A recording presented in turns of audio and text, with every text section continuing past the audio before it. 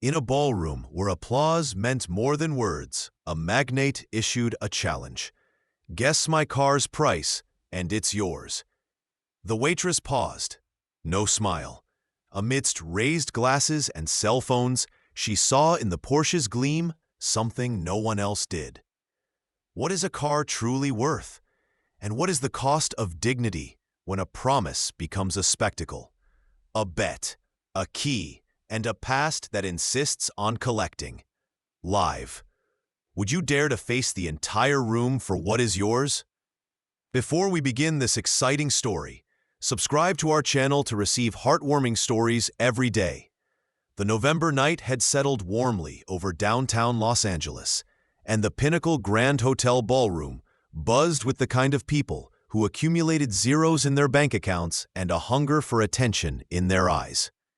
Alexander Alex Thorne crossed the glass-enclosed lobby with the demeanor of a man who knew his every step was worth more than half the attendees' annual salary. He was the type to transform casual conversations into stages. At 42, he commanded a technology conglomerate dominating statewide contracts across California, Arizona, and Nevada. Yet money was not enough.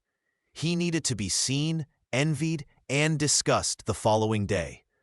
That gala gathered sponsors of an innovation fair, state representatives, social columnists, and lesser entrepreneurs who orbited like satellites around larger stars. Alex understood how to operate in this universe. He wore a custom-tailored Italian suit, a Swiss watch on his left wrist, and a petrol blue silk tie that matched the upholstery color of his Porsche 911 Turbo S, parked in the underground garage. He had arrived late on purpose, ensuring his entrance would be noticed. And it was. Acknowledging nods, interested smiles, gazes that measured influence. Near the bar, he spotted Dave Sterling, his operational partner and a man of easy contacts, conversing with a group of suppliers. Dave possessed a gift for commercial likability, knew how to reduce costs with charm, and promised future volumes without formal commitment. Alex kept him close because he facilitated negotiations that, if too formal, would demand lengthy audits. He was not exactly honest, but then no one there was. In the center of the ballroom, a team of waiters circulated with trays of canapés and champagne flutes. Alex took a glass without looking at the server offering it. His attention was split between the surrounding conversations and the stage where protocol speeches would soon commence. He felt the weight of his own ego pressing against his chest. He wanted to do something unforgettable, something spontaneous in appearance yet calculated to go viral on social media by the next morning. Just then, a young waitress passed, carrying an empty tray. She wore a black vest, dress pants, and scuffed white sneakers. Her brown hair was pulled back in a simple bun. Her skin was light brown, and her expression was concentrated, as if mentally counting how many trays remained until her shift ended. Alex stopped listening to the assemblyman beside him and fixed his gaze on her. Not out of attraction, but because he saw in her the perfect contrast: simplicity, visible effort, someone working while he paraded. The idea sparked, swift and incisive. Alex raised his voice just enough for the surrounding circle of guests to pay attention. "Miss," he called out with a playful yet staged tone. She turned, surprised. "I bet you can't guess what my car costs. If you get it right, I'll give you the keys to it." Immediate laughter erupted around them. Some applauded. Dave raised an eyebrow, intrigued. Alex smiled broadly, pleased with the effect. The waitress, however, did not smile back. Maya Rodriguez stopped in place, the empty tray still in her left hand. The sudden attention of 24 people fell on her like a hot spotlight. She felt the blush rise up her neck, but she did not lower her eyes. She had worked for Elite Events Catering for 6 months, always discreet, efficient, invisible. She liked being invisible. It meant less chance of error, less risk of being noticed for the wrong reasons. But now she stood there, in the midst of a circle of expensive suits and party dresses, with a powerful man launching a public challenge that sounded like a joke but carried humiliation between the lines. Maya knew that type of man. She had grown up in Liberty Heights, East Los Angeles, where such individuals occasionally appeared to inaugurate some renovated court with legislative funding, took photos, and vanished. Her stepfather, Pops Rodriguez, always said that rich people performing public charity were buying applause, not genuinely helping anyone.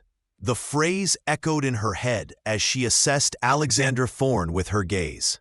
His car was parked in front of the Pinnacle Grand Hotel, impossible to miss.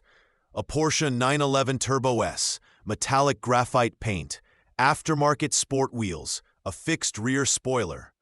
Maya had noticed it upon arriving for her shift, because automobiles were the vocabulary of her life. Since she was 16, she had helped at the auto shop her stepfather maintained in a rented garage in Vernon. There, amidst the smells of burnt oil, grease, and welding, she had learned to read cars as one reads people, by their marks, their wear, the choices their owners made. Alex Thorne's Porsche displayed specific details she had identified from afar. An aero kit installed outside of the original factory standard, carbon ceramic brakes, a sport exhaust with chrome tips. The wheels were not original Porsche. They were good quality replicas, likely imported from overseas. And there was something more. On the door sill, as she passed nearby, she had noticed a small paint seam, imperceptible to the untrained eye, but clear to anyone familiar with Pops's work. It was the kind of repair he did when clients requested discretion and economy. Reinforced welding underneath, expertly sanded body filler, multi-layered paint to perfectly match the tone. That mark was unmistakable. It meant someone had brought that car to their shop. And she remembered exactly when. 3 months prior, an intermediary named David Sterling had appeared at the shop with a proposition. 5 imported cars needed quick customizations, reduced cost, total secrecy.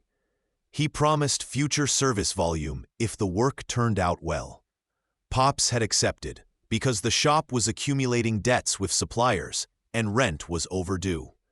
The service was completed in record time. David approved, took the cars, promised payment in 15 days. He never paid. He claimed pending adjustments, issues with invoicing, and stalled. The debt remained outstanding, $18,000 that made a brutal difference. Maya swallowed hard. The car, displayed there as a trophy, carried her family's unpaid labor. Factoring in its year, 25,000 miles, tire pad wear, artificial reseller valuation, non-standard aero kit, import taxes, and adjusted Kelley Blue Book, Maya continued unflinching. That car is worth between $156,000 and $164,000. My guess is $160,000, as you don't strike me as one to lowball. Absolute silence. A low whistle cut through. Someone mumbled, "Holy hell." Alex felt all gazes pivot. They now watched the waitress with surprise, him with uneasy curiosity. The scene's focus had shifted. He loathed relinquishing the spotlight. Maya was precise.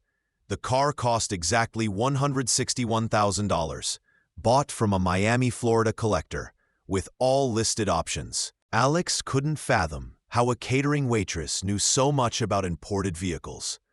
Her technical precision, mechanical lexicon, and confident tone. It was not a guess. It was lived expertise. Dave Sterling, tense, discreetly neared Alex. "Alex, you needn't proceed," he murmured. "It was just a jest, yes? People are recording." Indeed, guests held up phones. Alex saw his dilemma. Back down, appear petty and dishonest. A man of broken promises. Hand over the keys. Lose a $160,000 car to a random waitress over a foolish bet. Pride and pragmatism clashed. Pride won, momentarily. "Perfect," he said, too loudly, with a strained smile. "You were correct. The keys are yours." Applause erupted. Alex pulled the heavy chrome-plated key from his jacket, offering it to Maya. Her hand trembled as she took it. But before anyone could fully celebrate, a feminine voice cut through the ballroom like a razor. Victoria Vicky Hayes assessed the scene with a strategist's sigh. She saw the raised cell phones, Alex's strained smile, the waitress clutching the key as if it were a bomb poised to detonate. She identified the immediate risk. If this went viral on social media as tech magnate gives luxury car to waitress, it would spawn two parallel narratives, one positive, of unexpected generosity, the other negative, of grotesque ostentation and a potential publicity stunt. Both would draw attention, and attention at that moment was precisely what Vicky did not want. Alex's company, Nexus Innovations Group, was negotiating a $20 million contract with the California Department of Transportation, Caltrans, to implement tracking technology in municipal buses. Any unnecessary exposure could attract auditors, investigative journalists, political adversaries. Vicky could not allow a bored millionaire's jest to jeopardize months of strategic maneuvering. She positioned herself between Maya and Alex, smiling with educated frigidity. "Forgive the interruption, but I need to clarify something important," she stated, her voice loud enough for everyone to hear. What just transpired was part of an interactive promotional activation organized by the company's marketing department. The key presented does not represent a legal transfer of property. It is a symbol, an artistic performance to illustrate our commitment to the democratization of opportunity. Maya blinked, confused. "What do you mean performance?" "Precisely," Vicky continued, her tone unwavering. "Is staging. You participated in a creative dynamic, and we appreciate your collaboration. But obviously, there is no real vehicle transfer. That would require documentation, taxes, registration with the DMV. It was merely a well-intentioned jest."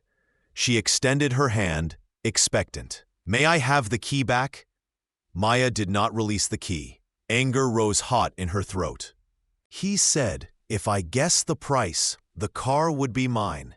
I guessed correctly. People here recorded it. It wasn't a performance. It was a bet." Vicky smiled, but the smile did not reach her eyes. "I understand your enthusiasm, but I must caution you that any attempt to legally enforce the situation will be interpreted as an attempt at extortion. The company retains experienced counsel, and I doubt a temporary catering employee would wish to face complex legal proceedings."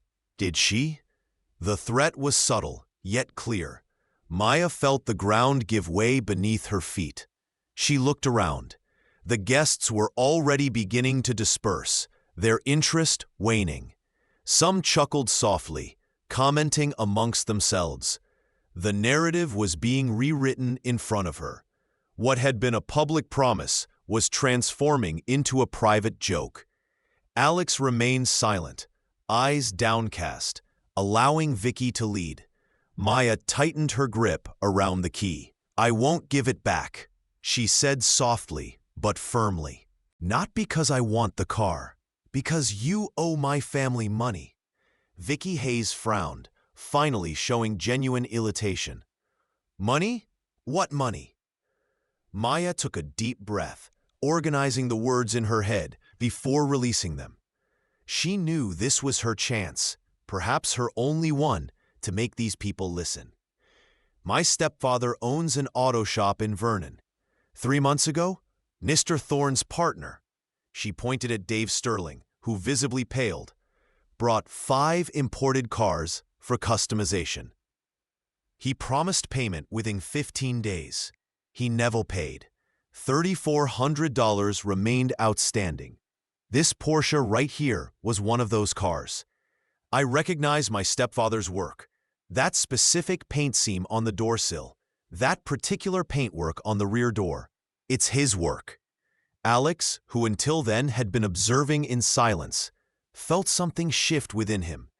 It wasn't shame yet, but a growing discomfort. He looked at Dave.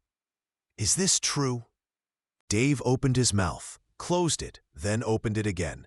"Alex, it was a misunderstanding.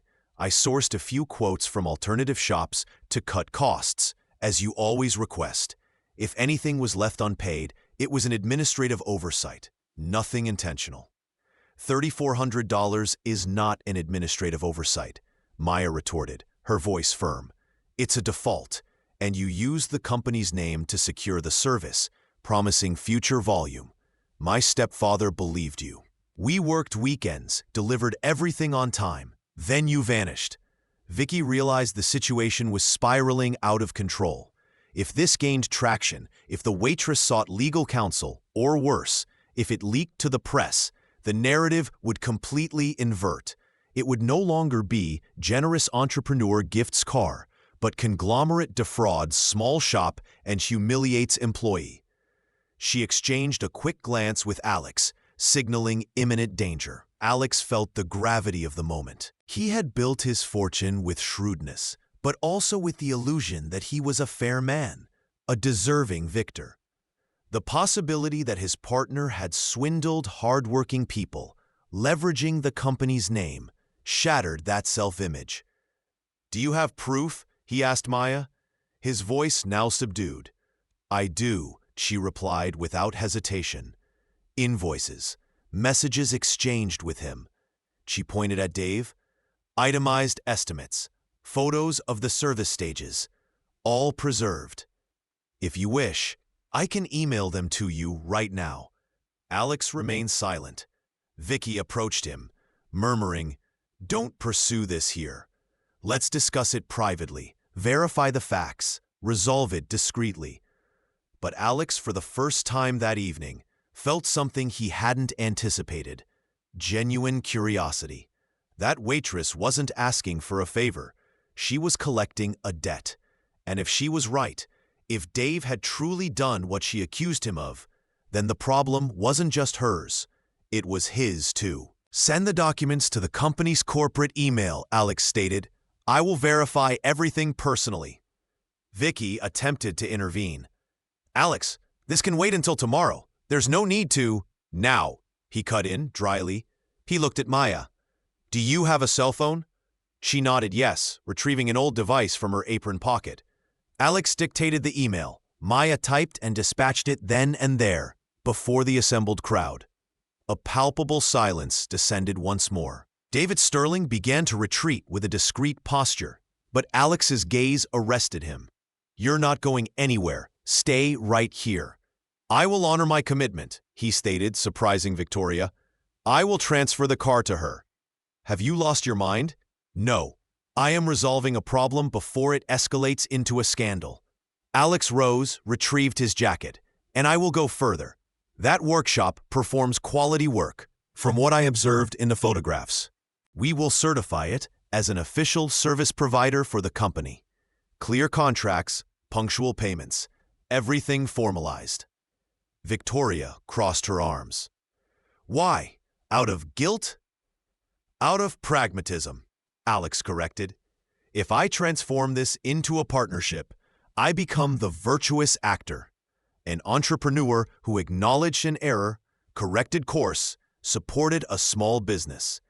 A superior narrative to wealthy magnate gifts car to waitress. This becomes a case study in corporate social responsibility, and it protects us from the lawsuit she could initiate." Victoria considered this. She loathed to admit it, but it made pragmatic sense. "It will necessitate an audit, training, administrative adjustments." "Make it happen," Alex commanded. "Tomorrow morning, I require a meeting with legal, with finance, and with this waitress. We will resolve this properly." The secretary who greeted her was the same voice from the phone. Blonde, discreet makeup, a professional smile. "Mr. Thorne is expecting you. Please follow me."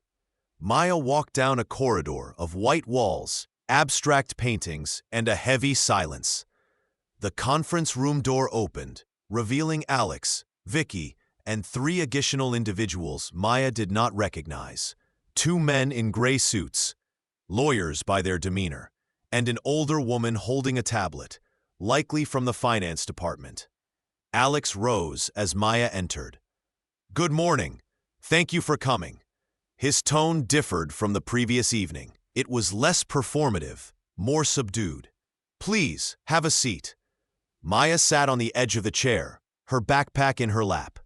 Alex spoke directly. "I have reviewed the documents you provided. Everything is in order.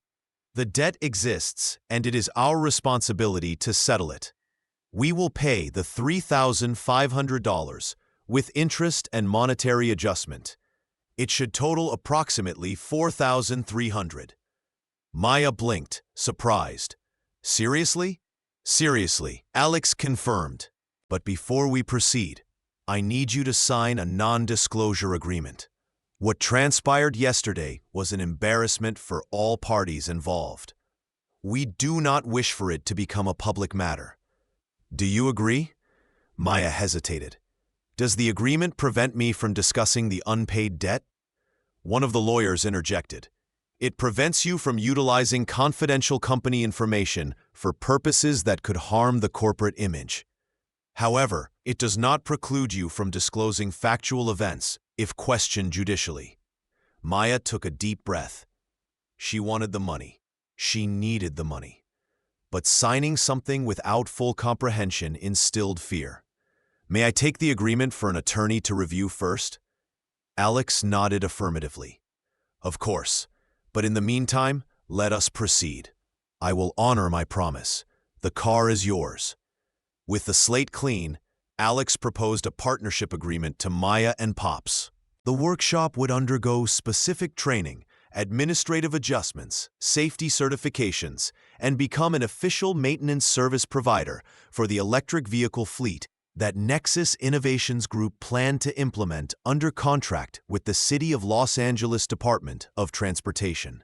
It was a pilot project, 50 vehicles initially, with the possibility of expanding to 300 within 2 years. Pops was suspicious at first. "Why us? There are bigger, better-equipped shops." "Because you do good work at a conscious cost," Alex replied. "And because I prefer to work with people who demand payment when not paid over those who accept being swindled silently. That tells me you have backbone." The contract was signed. It came with clear clauses: deadline targets, quarterly audits, punctual payment, penalties for both sides in case of non-compliance. It wasn't a favor. It was business. And for the first time in years, Pops felt he was building something solid, not just surviving. Maya took over part of the workshop's administrative management, organizing inventory, cash flow, and supplier registration. She discovered she liked it: the logic of numbers, the predictability of processes, the sense of control. With the debt money settled, they managed to pay overdue suppliers, renew tools, and hire 2 young assistants from the neighborhood. The workshop began to breathe. The Porsche remained stored in a rented garage.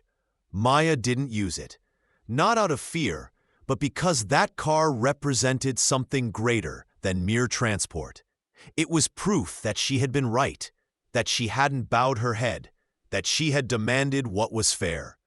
Keeping it untouched was a way to honor that. Alex, in turn, saw the partnership yield unexpected results. The workshop delivered services on time, with above-average quality and below-market cost. The electric fleet project advanced without technical issues, and the LADOT approved its expansion. Local newspapers reported the initiative as an example of corporate social responsibility. Alex gave controlled interviews, always mentioning the partnership with small local entrepreneurs. He never mentioned the bet, the default, the controversy. The narrative was rewritten as he had planned. But there was something he hadn't planned: respect. In the quarterly meetings, when Maya presented reports, Alex found himself genuinely listening to her, not out of obligation, but because she spoke with authority. And that bothered and fascinated him simultaneously. 6 months after the gala incident, Pop's garage was not the same. The rented warehouse had given way to its own property, purchased with financing facilitated by an endorsement from Alex's company. The walls had been painted, new tools installed, hydraulic lifts replacing the old jacks. 3 new employees were hired. 2 of them young apprentices from the neighborhood attending night technical courses in automotive mechanics. Maya coordinated the team with authority derived from experience, not imposition. She knew the name of every bolt, the time each service required, the limit of each employee. Pops, proud, began to recede into the background, letting her take the lead. "You run things better than I do," he said one afternoon, a tired smile on his face. "I only know how to tighten bolts. You know how to make the whole thing run." It was around this time that Alex proposed the social impact clause. He convened Maya, Pops, and the new director of public relations, Vicky's replacement, a younger woman, less calculating, more interested in tangible results than image control. The proposal was ambitious. Each electric fleet vehicle serviced by the garage would receive dual identification: the manufacturer's logo and the local workshop's logo. Furthermore, a percentage of the value of each service would be allocated to a scholarship fund for the technical training of young mechanics from underserved neighborhoods. Maya listened in silence. When Alex finished speaking, she asked, "Why are you doing this?" He hesitated. He could offer the ready-made corporate response about social responsibility and sustainability. But something in her gaze demanded honesty. "Because that night at the gala showed me who I was, and I did not like what I saw. And now I am trying to be someone else." He smiled, devoid of genuine amusement, or at least appear to be. Maya did not return the smile. "Appearance is not enough, but I accept the proposal. Not for you, for the kids who will get the chance I almost did not have." The initiative launched 3 months later, with an official event held at the garage itself. The city sent representatives. Local journalists covered it. Alex delivered a brief, technical speech devoid of emotionalism. Maya also spoke, and her address was direct. "This is not charity. It is an investment in people who know how to work, who want to work, who only need an opportunity. If this succeeds, it will not be because someone was benevolent. It will be because it made pragmatic sense." The first 5 young individuals entered the program 2 weeks later. They came from neighborhoods similar to Liberty Heights, areas where opportunities were earned, not given. They arrived early in the morning, stayed until the afternoon, learning everything from changing oil to diagnosing complex electrical system failures. Pops treated them with the patience of one who understood the cost of learning without proper structure. Maya held them to standards with the rigor of one who knew competence was the currency of respect.